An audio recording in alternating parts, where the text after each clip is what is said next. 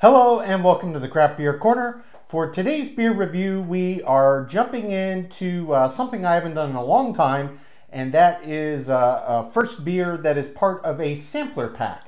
And this is a brand new sampler that has come out, and it's from Wicked Weed Brewing Company. They're based in Asheville, North Carolina. So this is an IPA sampler that has a West Coast style, a session, a hazy, and a double IPA in it. Today we're going to be starting with the beer called Pernicious. This is the West Coast style IPA that clocks in at 7.3% ABV. So before we jump into this, it's also worth noting, and they tell you right on the can, they also have a brewing outfit in Houston, Texas. Asheville, North Carolina is their home base, but they do have a brewing op in the middle of the country as well. So they also give us some information about this on the can. It's a blend of New Zealand, Australian, and American hops. And it does also mention on here that it won the silver medal for the American IPA style at the Great American Beer Festival back in 2015. So definitely well represented. Really bright purple can, has some kind of drawn hops on there. Really awesome. I love the look of the art on this. It's simple, but it looks really, really neat. So we're going to use our all-purpose Sam Adams glass today. This is just a 12 ouncer. Still won't get quite the whole beer here in this glass on first pour, but we'll get most of it. So now we'll back it off. It's not going to have a problem forming a head at all. Beautiful looking beer. I can see as I'm pouring this, nice true bright yellow. That's expected for a lovely IPA. Yeah, visually that is the true, what I picture in my head when I think of an IPA, a true golden yellow. This one's very active in terms of carbonation.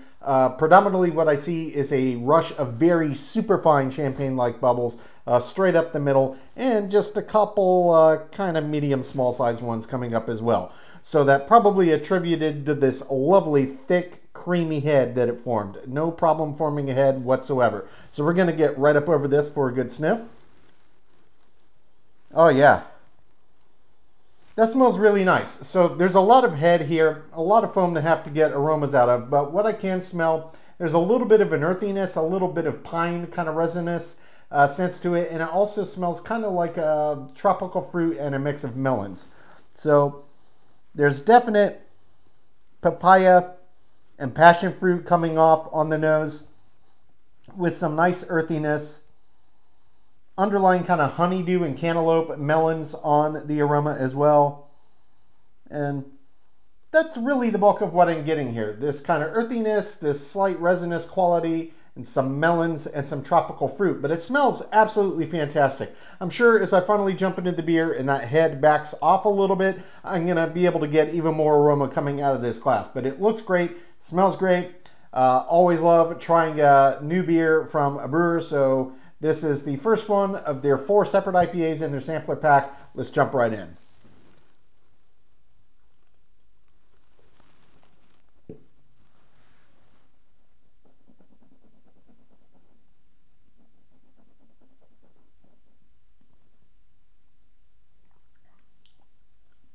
Oh yeah, that's nice.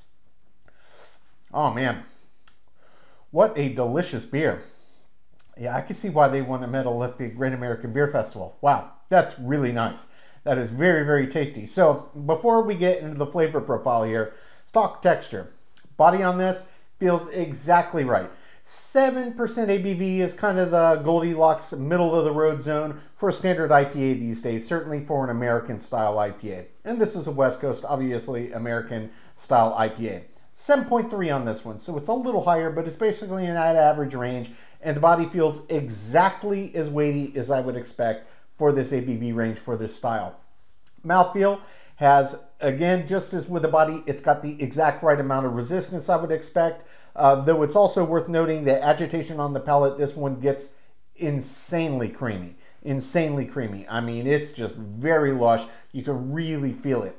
Absolutely nice presence to this beer texturally.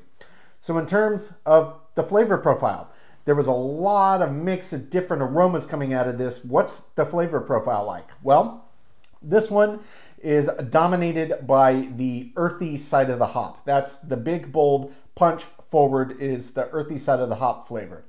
And there's, just as like I was getting some resinous pine-like qualities, that is also present in the flavor profile as well. So this is kind of sticking true to formula, a classic big West Coast style IPA. It's got a ton of hops in it, obviously, and they left it during the boil long enough to extract a lot of alpha acids. This one is very bitter forward.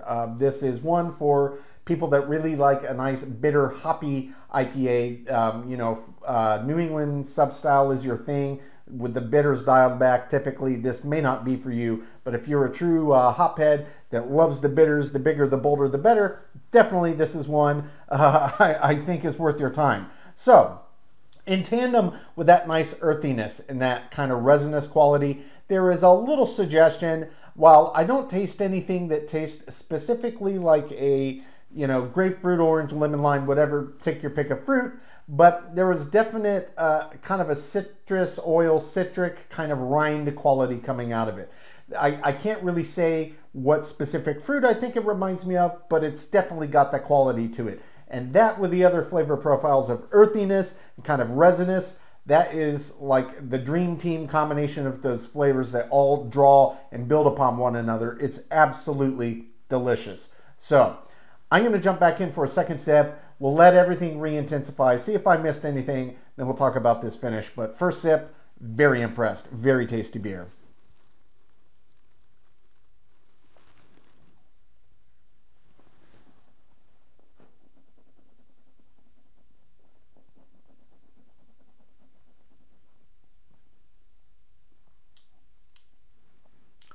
Yeah, that texture is so great, and you swallow and it's boom.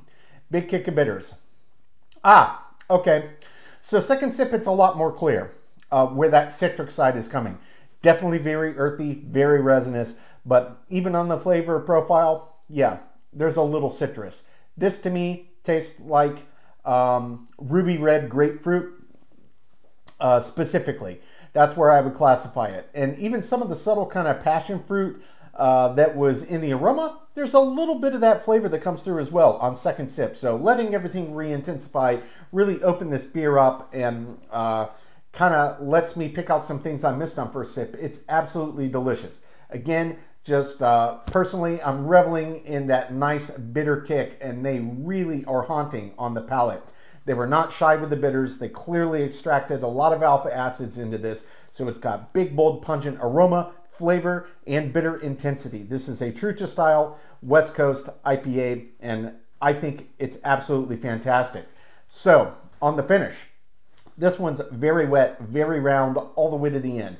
There is no truncation here. There was no dryness here.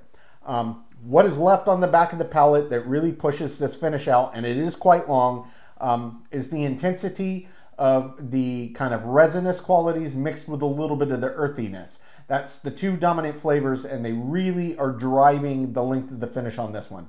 It does kind of linger, at least on my palate, kind of from about halfway across the tongue to the back of the palate. So you don't always get it kind of on the midpoint. Normally lingers on the back on an IPA. This one is really mid all the way back, and it's giving this beer a lot of presence and a lot of staying power.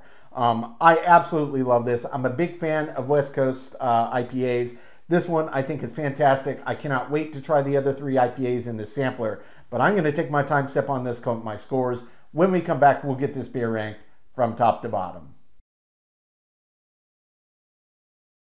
All right, now for the second beer in today's first half of two. This is part one. There will be a part two of this Wicked Weed IPA sampler pack. This specific beer is called Appalachia. It is a session IPA that clocks in at 4.7% ABV. Can art on this one is equally as bright. It's just black and has a bunch of very brightly neon colored, different colored kind of blob things around it with a nice bright pink hop on the side of the can. Looks very cool. One other thing I noticed on the can is it says that a portion of the proceeds from the sale of this beer are donated to the Southern Appalachian Highlands Conservatory to help protect the monument and the water at that location. which I personally think is really cool. And actually it's getting closer to me personally because I, after all these years, am getting ready to move from Tampa, Florida and up into the Asheville area up in Appalachia. So nonetheless, very cool label art. We'll get this one cracked. This is the Session IPA of the bunch. 4.7% ABV. All right, get this one poured right in my other Sam Adams all-purpose glass. I did get a 2 set of these years ago, I think at Target. I don't know if they still sell them. I know you can buy them through the Sam Adams website. These are really great all-purpose glasses. They work for many, many styles of beer. I very much like them for IPAs. Nice kind of tulip up top, so it does a really good job for aromas. Yeah, visually a Session as expected. It's yellow, but it's a lighter yellow. There's fewer fermentables in there. That is what makes the Session lower ABV, fewer fermentables, and that in turn creates less alcohol. Again, formed a nice thick creamy head here. I will get right up over it for a proper sniff. Yeah, the aroma is a lot more subtle. It's not as big of a beer, it's a Session, but what I can smell in here, I'm still getting a little underlying earthiness, but this one smells a lot more like citrus, kind of lemons, limes, oranges, grapefruit, kind of a mix of citrus and a little bit of earthiness. That's really, yeah, the dominant coming off of here. No melons, no tropical fruit, no resinous qualities, very much earth and citrus. So it smells really nice, albeit you do have to kind of work for it. Part of that is it's a Session, the other part is this thick head. It was kind of challenging to get through on the other beer, but it looks great, smells great. We'll jump in and see what this Session IPA is about.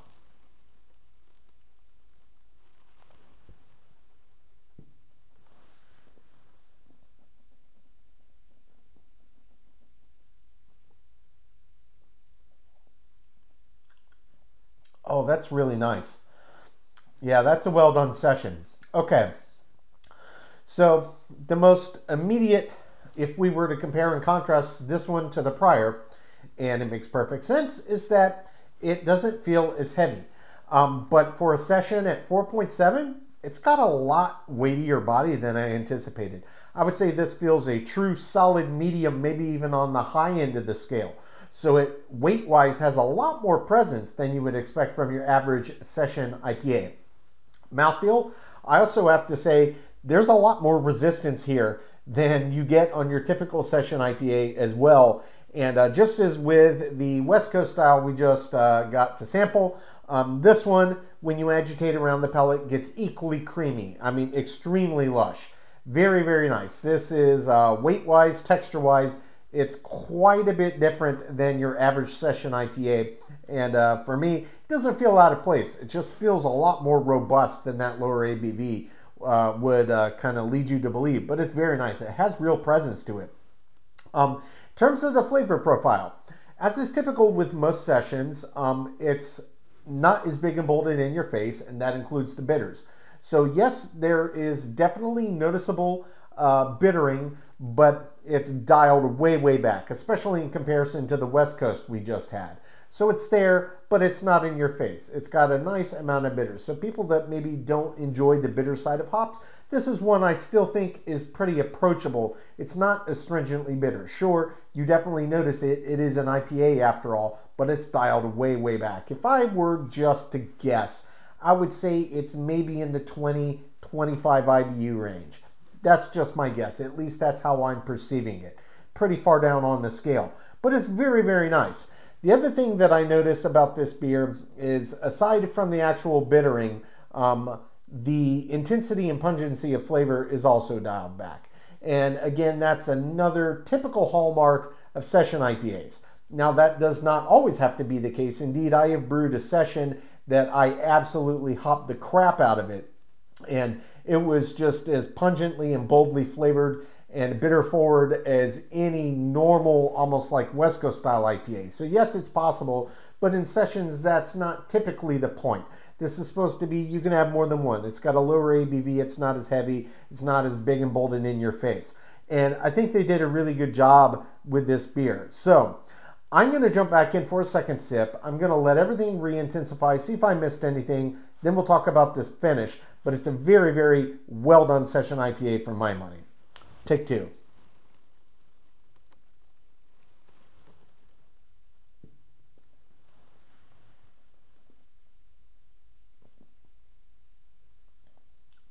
Yeah, it's nice. Bitters come up front, and the citrus kind of aroma does translate into the glass. In the flavor profile, it's almost a mix of orange and grapefruit. That's kind of the mix that I'm getting. And I believe that the bulk of the bittering effect and kind of flavor behind it that I'm tasting from the hop elements are more of that earthiness mixed with the citric acid, citrus rind kind of quality. That's the flavor profile. It's very nice. It's very bright and fresh. And that's pretty typical with session IPAs as well. They tend to be lighter, they tend to be less oppressive and in your face, but they also have brighter flavor profiles in general. Though the earthiness and the kind of citrus rind section of the bitters typically would be a bit bold, but because it's dialed back in this session format, I think it's working quite well, and it's making the flavors punch out. Aside from the flavors that the hops are producing, there's some underlying that I'm getting from this malt bill. And this one does have a noticeable kind of grain-like quality, almost granola-like or bread crust and crumb-like, and even suggestions of like fresh ripe apples coming through like you often get on some Pilsners, German and Czech Pilsners. It's very nice. It's a very flavorful beer. It's not too heavy, and I think that it's extremely well done. I drink a fair bit of session IPAs. I would say this is one of the better ones I've had in recent memory. I'm a big fan of this. So far, for me, for this IPA sampler from Wicked Weed, they're 2 for 2. We'll see if they can go 4 for 4. But this is really, really delicious beer right here. In terms of the finish, it's a session, and the bitters are dialed back, so it doesn't have quite the staying power. Overall, compared to other sessions, kind of the prototypical, I would say the finish on this is average. It's wet and round to the end, but it doesn't have an extreme length on the back because it doesn't have that intensity of bitters to kind of drive it out. But it's a very, very nice beer. I really like this one as well. I'm going to take my time, sip on this, come up my scores. When we come back, we will get both beers ranked from top to bottom.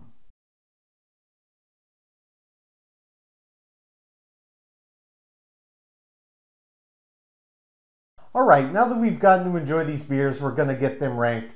So this is part one of 2 parts of the Wicked Weed Brewing Company IPA sampler. 2 in today's review, 2 in the next episode that drops, which will be the final 2. These 2 were Pernicious, the West Coast style IPA in the pack, 7.3% ABV on this one, and then Appalachia, the Session IPA that clocks in at 4.7% ABV. Wicked Weed Brewing Company is based in Asheville, North Carolina. So I'm gonna try to make this as quick. I know when I do more than one beer, the videos can get quite long. So we'll just try to get through this. Starting with Pernicious, the West Coast style IPA. There's really no reason to go through the entire litany of scores because it only got less than perfect score for the category in one category, and that was the very first category, aroma. Now, I suspect strongly that this could be related to the fact that it formed a very thick, luscious, glorious head that actually made it a little tricky for all the aromas to pop out of the glass. Indeed, the aroma did become significantly more pronounced as that head backed down a bit. But I'm rating it as I experienced it. Overall, the aroma was absolutely fantastic. It had a wonderful blend of aromas that came through, and it was still well above average in pungency, even with that thick head of foam. Aroma gets an 8 out of 10. Every other category gets a perfect 10 out of 10, which does bring the total score on Pernicious to a 98 out of 100. Now, moving on to the Session IPA. This was Appalachia. This one clocks in at 4.7% ABV. There's a little bit more to talk about on this one, but I'll try to be as brief as I can. Quickly, in order that I rank them, that got perfect 10s. The aroma, taste, body, and mouthfeel all got a perfect 10. The first category that did not came down to the finish. This was really just average for the style. Session IPAs don't typically have a super long finish, and really some are longer than others. I brew very highly hopped, sessions at home, and they have very long finishes. Yes, it is possible. Session doesn't mean no hop presence in an IPA. It means lower alcohol. That's what it is. Fewer fermentables. But you can still really get a bunch of hops in there, let it be hugely aromatic and flavorful, and then have that kick of bitters that does help drive out the finish. This one was average. It gets a 5 out of 10. Going through the next categories that also got perfect 10s out of 10, head and retention, appearance, and balance. Finally, the last category that I docked points. This was feeling in the intangible, my subjective category. I did really enjoy the beer, but I was craving a little bit more intensity from the bitters in particular, and yet again, that easily could have driven out the finish longer than just the average realm. But I really enjoyed the beer. I thought it was very well balanced. I absolutely enjoyed what I tasted, and overall, I only docked 1 point here subjectively. I gave it a 9 out of 10. And then the final category, example of the style, also got a perfect 10 out of 10 like so many other categories. That brings the total score on Appalachia to a 90 out of 100. So far, 2 beers out of this IPA sampler in the 90s, both absolutely fantastic. I was a particularly large fan of this West Coast style IPA, 98 out of 100, well earned. I mean, this was just a fantastic beer. I love the sub-style, and this one was very well done. Appalachia for a session, I also really enjoyed. Session IPAs, I don't grab all the time because, I like a little more pungency of flavor, a little more in your face. But this one was still very, very good, very well balanced, and an excellent, excellent example of what a session IPA is. So depending on your preferences, one for, to suit your taste. A little more in your face, bolder, more bitter forward, and a little more dialed back. Maybe you can have more than one since the ABV is dialed back. But so far, for part 1, these first 2 in the sampler pack, absolutely fantastic. I can't wait to try the other 2 and see what they are about, and that will be coming up in our next episode. But for now, that's today's review. As always, I do sincerely appreciate you tuning in today. Please don't forget to like, comment, and subscribe. And if you want to stay in the loop when our videos go live, just turn on your notifications, hit the bell icon. It's right next to the subscribe button. Until next time, keep it beer, keep it craft. We'll see you on the next one. Cheers.